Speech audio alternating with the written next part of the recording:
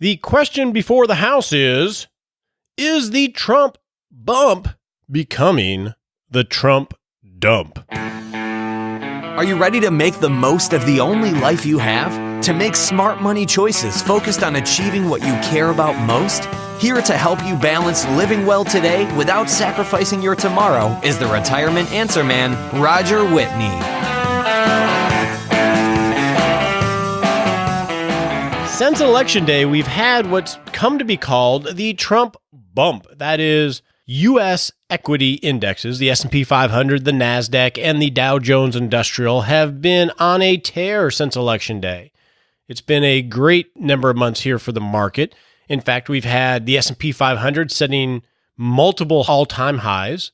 We had the Dow Jones Industrial Average hit 20,000, a milestone that it's never hit before. I remember, wow, back when I got into this business, it was at 1,200, so it's come a long way. And this is Trump bump has really accelerated and been a great period of time for the market until last week. Last week, we had the worst week since the election, which begs the question, is this Trump bump becoming a Trump dump due to the failure of the American Health Care Act and other things going on that we'll talk about in Hot Topics? So what I thought I'd do today is, in the Hot Topics section, talk about last week and bring on a good buddy of mine, Joe Saul-Sehy from Stacking Benjamins. I love Joe. And then in our Practical Planning segment, share a discussion I had with another one of my favorite people, Bert White, the Chief Investment Officer of LPL Financial. They had come out with their outlook for 2017. If you've listened to the show enough, you know I'm not a huge fan of market outlooks. But Bert is a super smart guy, and he gives, I think, much needed perspective of the significance from an economic perspective of a lot of things Trump is trying to get done, whether that's tax cuts, repatriation of money. So we're going to have a good conversation with Bert White to get some perspective to realize, hey, things might not be as bad as we think they are, especially if some of these policy objectives come through. But before we get to all that, let's have that all-important disclaimer.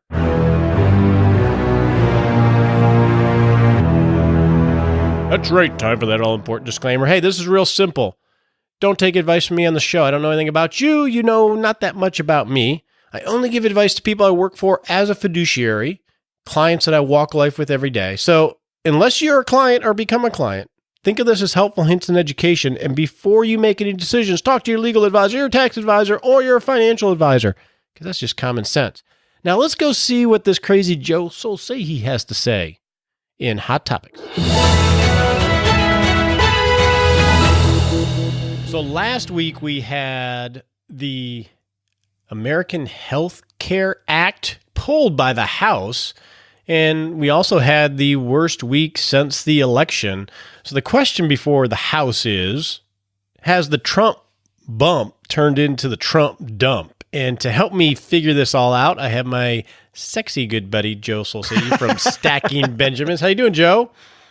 I'm so happy to be here. Thanks for having me, man. Well, so yesterday, Joe left me a message and he goes, "Hey, sexy, this is Joe." And I'm like, Joe, I know it's Joe. You're the only guy that calls me sexy. You're the sexiest retirement answer man I know. Yeah, that says a lot. So last week we had the S&P 500 down almost 1.5 points, and the Dow down about 1.5 points, and the NASDAQ down 1.5 points. And it was the worst week since the election. So what do you think? Do you think this Trump bump is going to turn into a Trump dump now that he is losing some credibility on getting the deal done? Here's funny, Roger. About a year ago, as funny as I don't even remember the conditions, but we were bemoaning the fact, maybe 13 months ago, bemoaning of the fact that the market had dropped, I think it had dropped 14% off its high. And everybody was saying, oh, this is the end. The bull market's finally ended. And then, as we know, the way last year ended, and even by the election, it was an okay year. But after the election, certainly was a fantastic year. So the easy answer is, I don't know. The longer answer is, I don't think it matters. And I think it's so like touching a stove if you try to predict it, right? It's so easy to get burned. It's so easy to get burned by even playing that game that I don't think that investors should even go near it. Well, and many got burned by being conservative because of the election and the vitriol, right? And then when they saw Trump won, even though the next day it was up, a lot of people got out of the way thinking that it was all going to go down. I know most forecasters were saying, oh yeah, if Trump wins, we're going to have a 5-10% correction right away. And look at what happened. I mean, financials led the way, right? For the market for a long time after that, just went screaming up because, of course, a lot of the deregulation stuff, pretty exciting for financial companies, especially.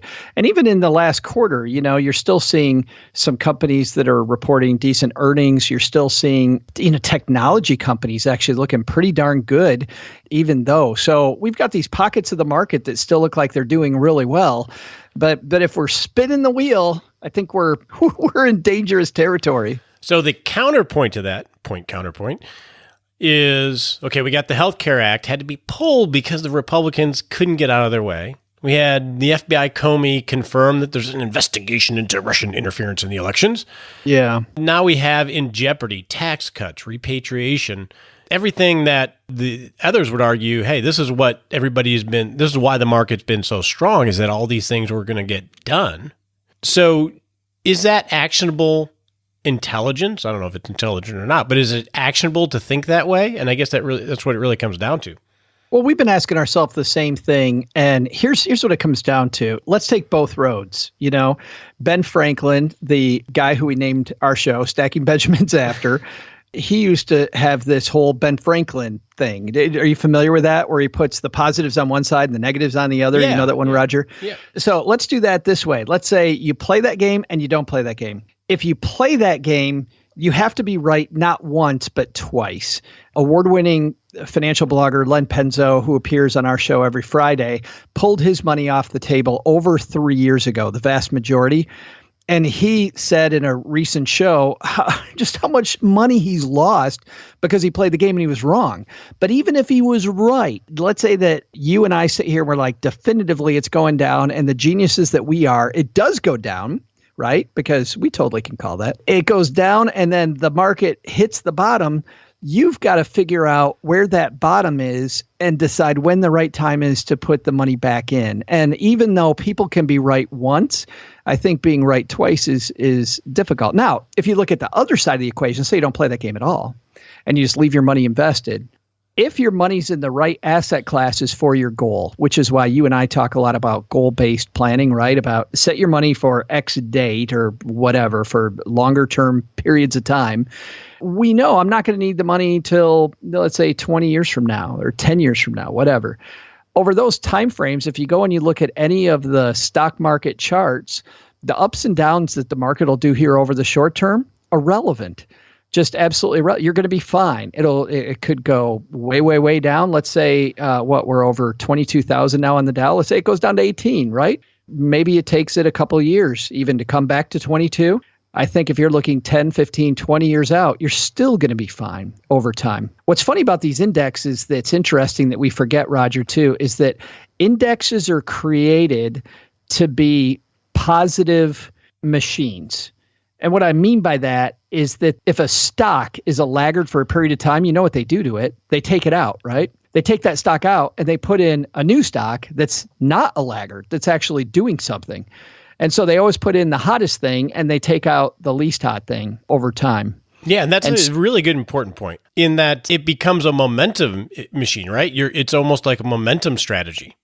Right. Even if those stocks that you originally invested in, if you're in the S&P or the Dow Jones, even if those stocks don't do well, the Dow Jones is going to do fine because the Dow Jones makes sure that the 30 stocks that they're following are representative of the market at that time. And if something lags, it's going to be off. And if you believe that the economy is going to continue, we're talking about the current president, but if we put all that aside and we say, if we believe that the American system is going to continue and this great capitalist democratic society of ours is going to continue, then betting on the stock market means that you're betting that businesses are going to continue. It's not voodoo why it goes up over time. It has to go up for the machine to continue moving.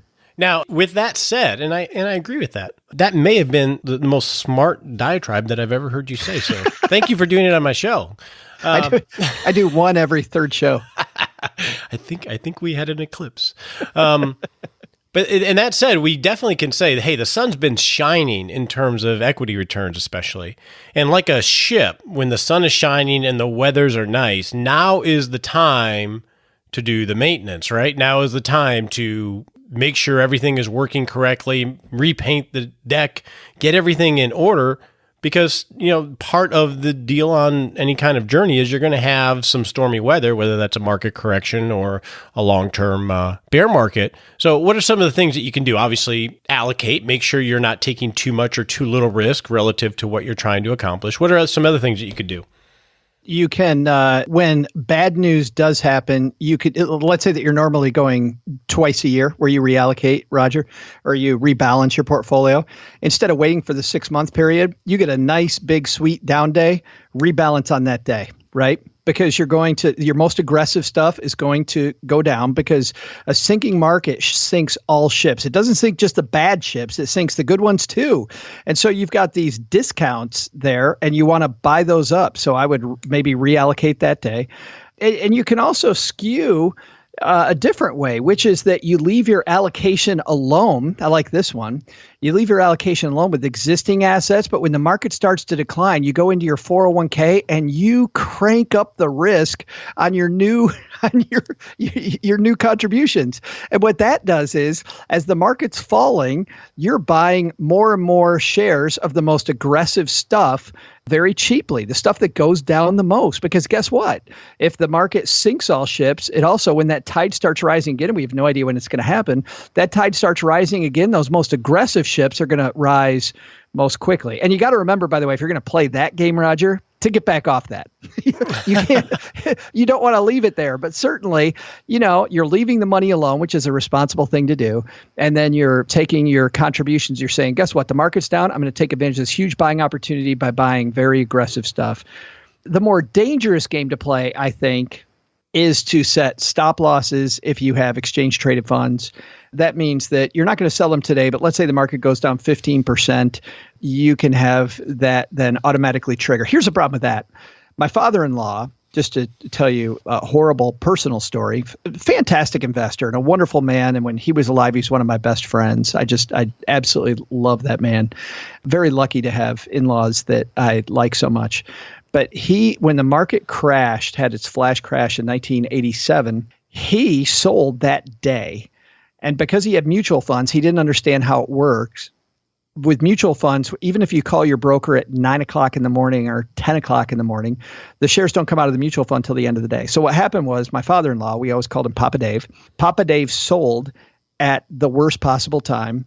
And the next day, the market came screaming back. And if you remember how quick that was, within a couple of weeks, well, he was sitting out. So he ended up losing over a third of his retirement money because of the fact that he was playing that game. And that's the problem with the stop loss.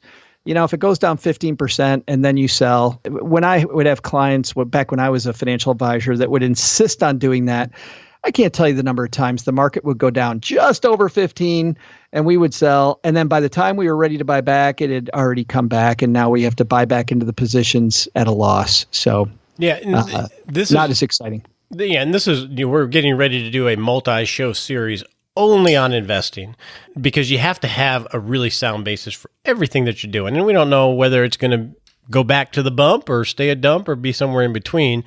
But hey, Joe, man, thanks for all the good perspective. Always love having you on the show. Dude, thanks for having me. It was fun as always. All right, now it's time to talk to another great guy, Bert White, about how powerful this economy might be if we get some of these policy objectives through.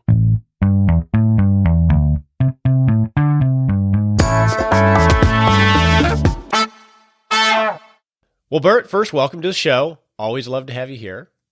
Thanks for having me. Now, we got through the election, totally unexpected of who won, right? President Trump, holy cow.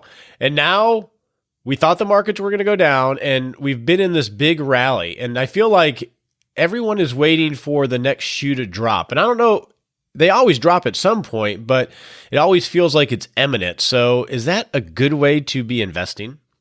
Well, it's not a good way to live life, waiting for the next shoe to drop, right? That's certainly not good. And I saw a stat one time which I thought was great. And that was that in our lifetime, we'll have 9,400 injuries. That's splinters and bruises and cuts and, occasional broken arms. That's a lot, right? The same is true. We're going to have over 9,000 for the average person, over 9,000 down market days. I mean, those are all individual shoes that are dropping, right?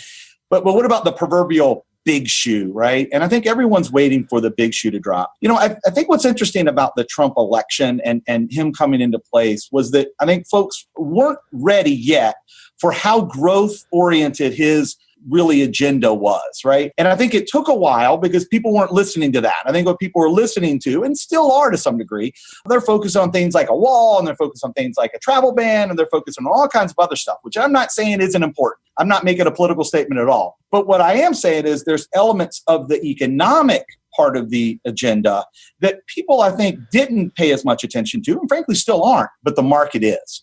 And what the market's focusing on as it relates to this agenda is the growth part of the agenda. I mean, let's think about a couple component pieces. Number one is infrastructure. And he talks about infrastructure, and we don't really know exactly what that will be, but let's just call that $300 billion or so over the next 5 years. That's about the size of Rhode Island per year being added to our global, our national GDP, right? So we go from 50 states to 51 states. That's pretty good. If you look at what he's proposing from a tax perspective, that's $2 to $3 trillion in tax savings over the course of 10 years. That's the size of California, or annually, that's the size of Arizona. So just imagine going from 50 to 52 states by adding another Arizona and another Rhode Island. And that's essentially the growth agenda that Trump's talking about. And so that's what the market is beginning to price in. The market is starting to get excited about this element of growth. On top of that, the macro picture is getting a little bit better as we're starting to see earnings improve. So mix all those things together.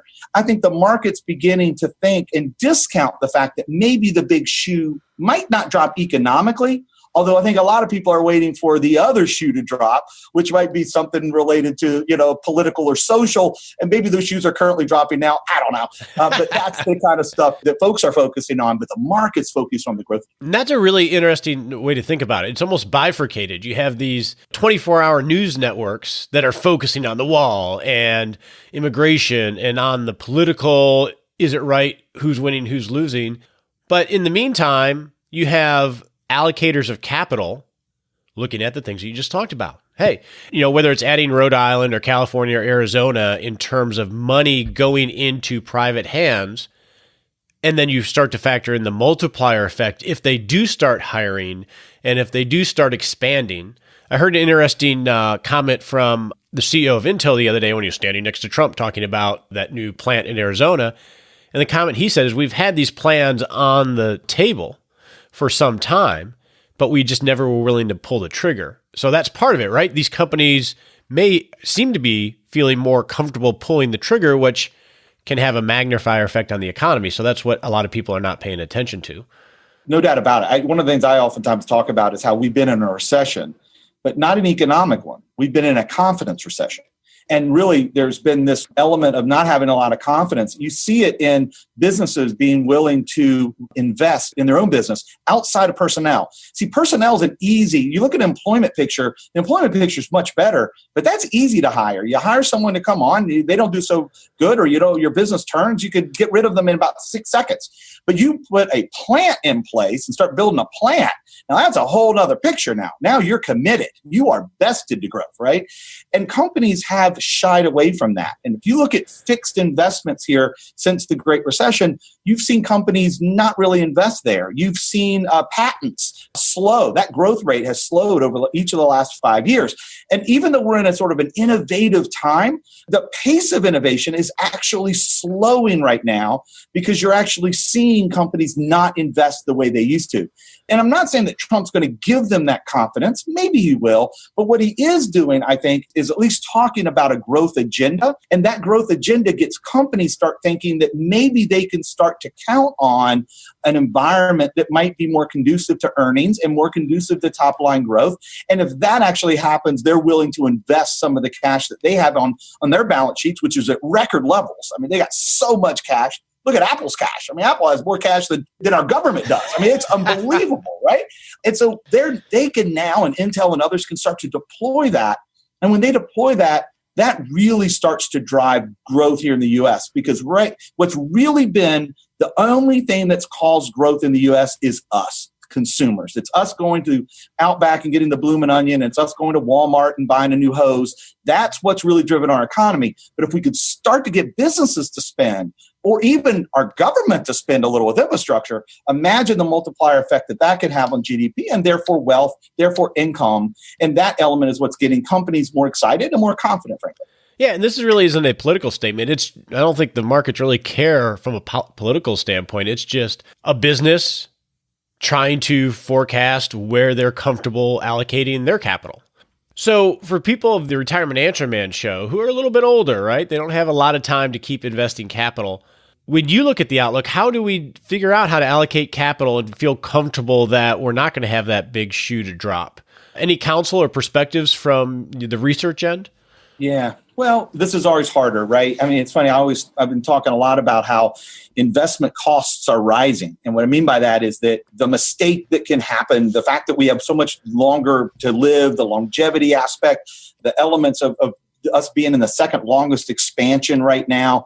Boomers are so close, and yet many of them are still behind. They feel like they have to catch up, but they're worried that if they put too much of it at risk, they're in trouble. The investment costs are rising, and it's getting more and more difficult. And that's why having an advisor is so important, and having a plan is so important. But as it relates to this point in time, it is a scary one, right? To some degree. So a couple of things. I mean, number one is the good news is that where we are in the cycle supports, at least for the next year or two, volatile but probably upward swinging returns, right? If you look at years where the market is not in a recession, on average, it's up about 12%. And if you look at first years for new presidents, those are pretty good. They're up about 92% of the time, on average by about 9%. So those are all pretty good.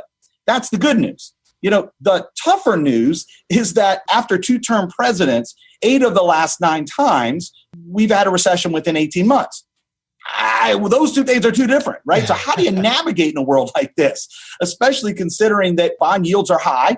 And another way of saying bond yields are low, and another way of saying low bond yields is high bond prices, right? And so those are the same thing. So we know bonds are expensive. We know stock valuations are on an 8-year move higher.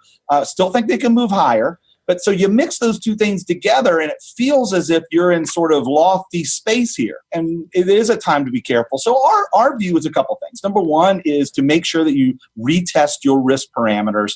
Make sure you understand where your risks are. What we find is that you start to see a chasing of risk as the market moves higher. People get more confident, and they begin to want to get over their skis a little bit. Think about rebalancing your portfolio, right? If you've had an 8-year run and you might be a little overweight stocks, this is a time to think about making sure you validate what your long-term view of risk really is. And then the third piece is just make sure you understand what your retirement plan is and test it and make sure that it does make sense for you.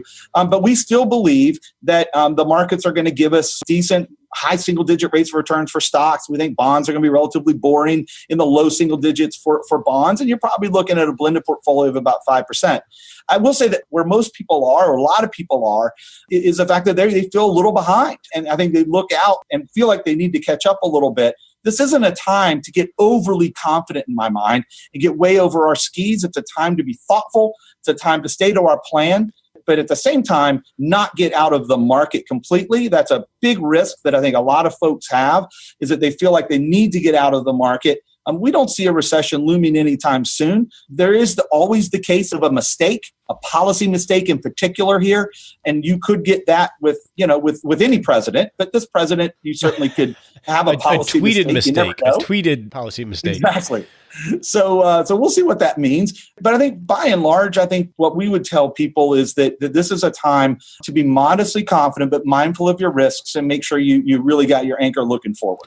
Now, can I zoom in on one thing that you said and see if you're able to comment on it? Sure. You talked about bonds being boring, probably fairly boring.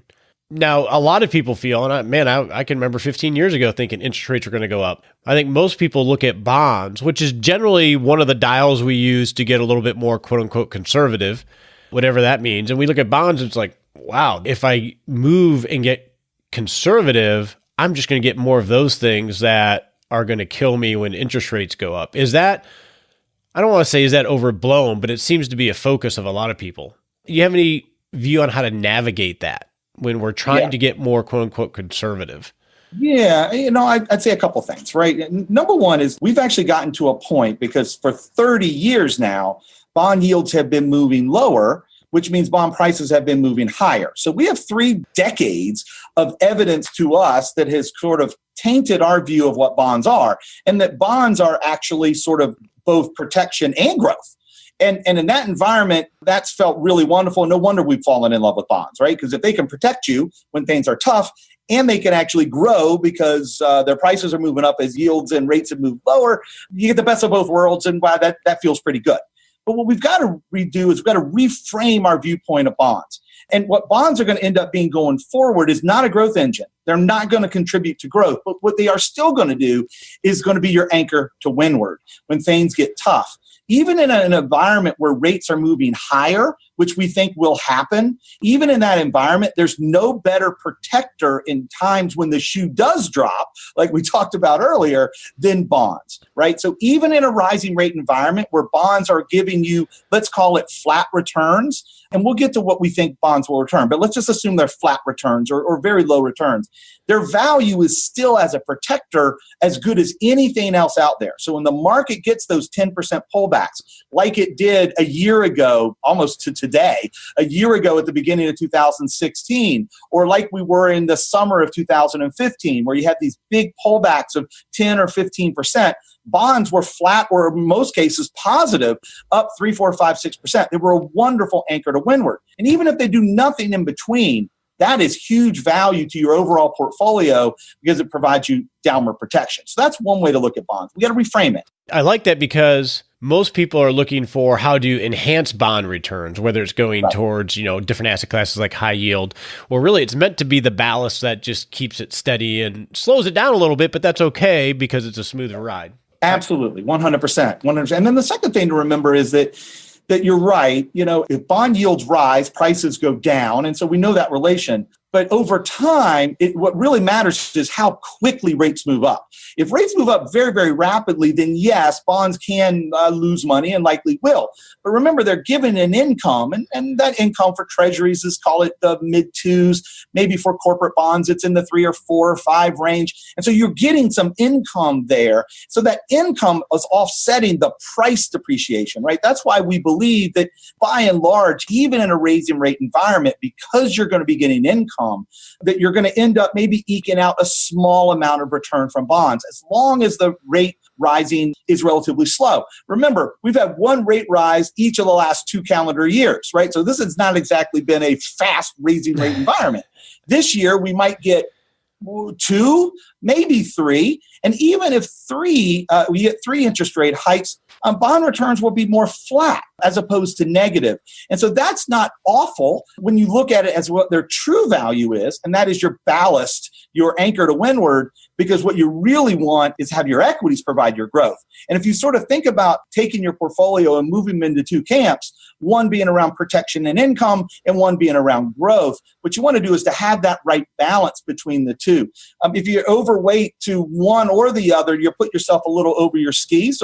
So working with your advisor to really get the right one, right, is your real key. And that's what you do, is to make sure you get that right mix. And if you get that right mix, then, I think you're in a really safe place. But we've got a different vantage point. We got to have a different vantage point around bonds.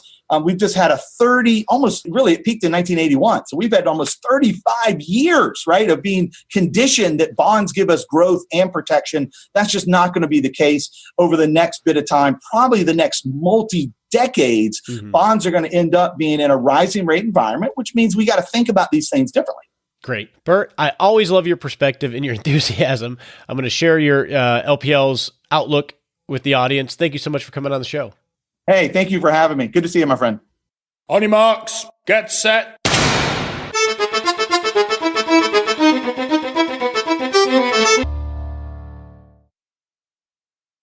In the Smart Sprint segment today, what I want to do is have you paint your deck. You are a ship moving towards retirement or sailing in retirement.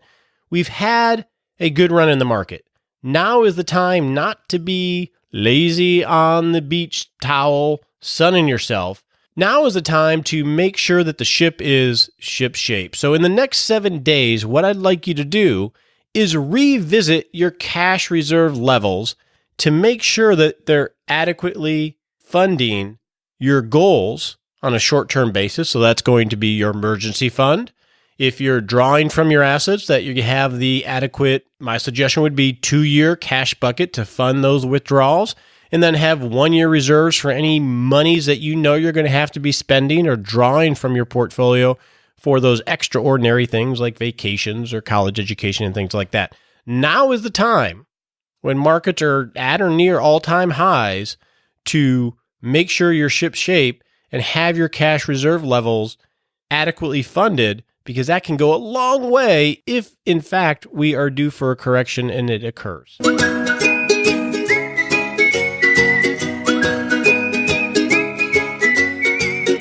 Hey, welcome to the Happy Lab, where we noodle on how to live a happier life. So, we talk a lot about little conversations and the value that they have, because although they can be uncomfortable, having them helps you avoid having big conversations later on. If you are signed up for 6 Shot Saturday, my weekly email of retirement tips and a place that you and I get to talk all the time, you'll recall that I said in the Happy Lab that I needed to have a little conversation with someone over the weekend. Yeah, I have to do that too. And this someone actually was me. I had to have a little conversation with me. I didn't actually sit in a room and talk, but I have been really excited about getting back into cycling. I've been riding. I've been making it a point to make sure that I'm getting back and riding. I'm on Strava, so you should be seeing more and more rides from me as I've worked on my schedule to gain back some of my personal life. And my first love when it comes to cycling was mountain biking, because I grew in my 20s. I raced mountain bikes, and I've been on many adventures on mountain bikes. And then because of work and kids, when it came to cycling, I switched to road bikes because it was just easier to go out the front door. So now that I'm getting excited about cycling again, I'm like, man, I need to go back and start riding my mountain bike again. And I have a very nice mountain bike. It's probably 8 years old. It's a Trek full suspension. I've taken it to Moab. It's done well there. But I have a weakness, and my weakness is when I get into something, I like to have the latest and greatest techie stuff. It's just, I understand that about myself. It gets me excited about the sport. And so I was like, man, I need to get a mountain bike. I need to start looking at mountain bikes. And then the other day, I actually went and looked at mountain bikes and had a 45-minute discussion with the salesman there, and was really excited about this mountain bike, and it happened to be $4,500. That's a lot for a bicycle. No doubt. I understand that. And it was really cool looking. It was really light. I would look good on that bike. And I was walking myself down this path to justify purchasing that bike. But I made a commitment to myself earlier this year to really focus on, in my personal life, on wealth creation. I've been investing in my business a lot, but now my wife is working well. Her job is going well. My work in business is going well. I've been working at really building wealth as a family, and that mountain bike didn't fit into it. And I had to talk to myself, and not literally, but in your head, I had to talk to myself and sort of walk my way back and say, hey, if you're really excited about mountain biking, spend the summer riding the bicycle you have. And then if you really end up rekindling that passion, then consider it later on. And that may sound silly, but it was uncomfortable because I knew what I was doing when I was at the shop. And as excited as I was about the bike, I knew inside that it was not the path I should be going on. So I had to walk myself back. And I'll tell you something, and this may sound silly, but that little conversation with myself and walking myself back and getting back on track when I started to veer off really helped me settle and be happier. So whether the little conversation is with yourself about something that is not congruent with where you want to go and what your values are, or maybe the little conversation with something going on with someone else, have the little conversation. It's scary up front, but you're going to end up being a lot happier afterwards.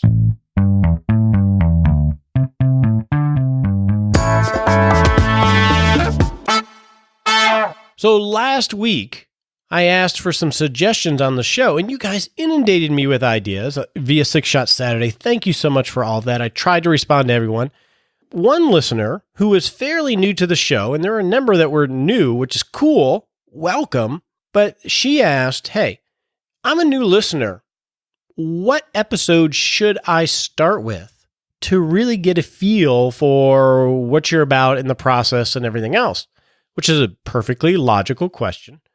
And I'm like, wow, I hadn't thought of that. What episodes should someone start with? So I was going to go back and look at all the episodes and come up with an answer. But what I promised them is that I would ask you, what episode or episodes should someone start with if they're new to the show and they really want to get some meat up front?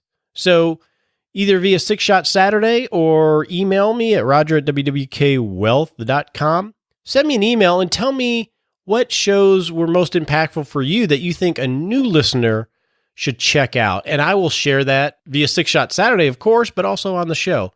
Besides that, I want to thank you so much for joining me today. If you are looking for a financial advisor, maybe you have one and you don't feel that they're focused on the retirement issues that you're dealing with, I'm accepting clients. Reach out to me at roger@wwkwealth.com and we can just have a conversation. As always, I so love having you on the show and talking with you each week. Until next week, this is Roger Whitney, the Retirement Answer Man. We appreciate you joining us today for this episode of Retirement Answer Man. Be sure to visit rogerwhitney.com/answers to access the Retirement Answer Library with over 30 checklists to help you make the most of the only life you have. Remember, you have more power than you realize to create an amazing life starting today with Retirement Answer Man. The opinions voiced in this material are for general information only and are not intended to provide specific advice or recommendations for any individual. All performance referenced is historical and no guarantee of future results. All indices are unmanaged and may not be invested into directly. Have a wonderful day.